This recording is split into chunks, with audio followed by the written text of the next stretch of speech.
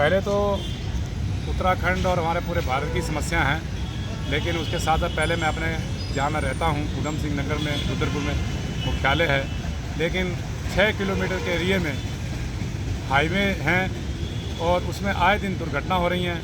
हमारे बुजुर्गों के लिए कोई पार्क नहीं है, जो पार्क हैं वहाँ पे नशे की लगातार बढ़ोतरी है और जगह जगह नशा बिक रहा है सरेआम और कोई कार्रवाई नहीं है। और उसके बाद में जो हमारी महिलाएं हैं वो सुरक्षित नहीं है, आए दिन बलात्कार हो रहे हैं, कई घटनाएं हो रही हैं जो महिला के जो हमारी हैं सुरक्षित नहीं है। उसमें कई घटनाएं हैं, कोई फांसी लेके मर रहा है, कोई अपनी रोज़गार नहीं है, घर में बेरोज़गार है और रोज़गार करता भी है तो 5-6 हज़ार में उसका गुजारा नहीं होता है। वो अपने बच्चे की फीस दे या लोगों की ठेलियाँ को डंडे मार के भगाए।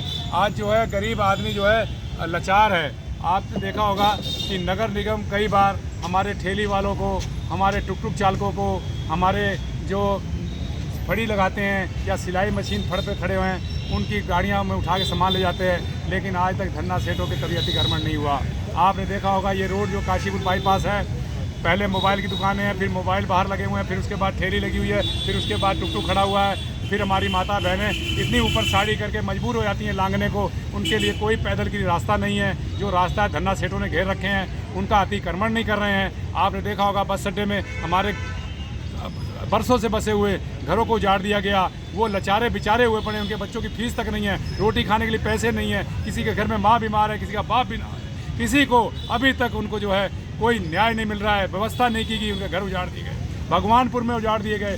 तो कहाँ है हमारी जो रामराज की सरकार है, जो हमारे राम का, जो हमारे गरीब जो लाचारे बेचारे दीन बंधु हैं वो बेचारे कहाँ से बोल पाएंगे। ये तो बाबा साहब ने अगर ये हमें संविधान नहीं दिया होता या बाबा साहब ने हमें वोट का अधिकार नहीं दिया होता तो शायद वही स्थिति होती, इनके पीछे झाड़ू बंदी होती और गले में हांडी होती। और आज ये जागने की ज़रूरत है कि हमें वोट किसको देना चाहिए, हमें राजा कौन सा बनाना चाहिए।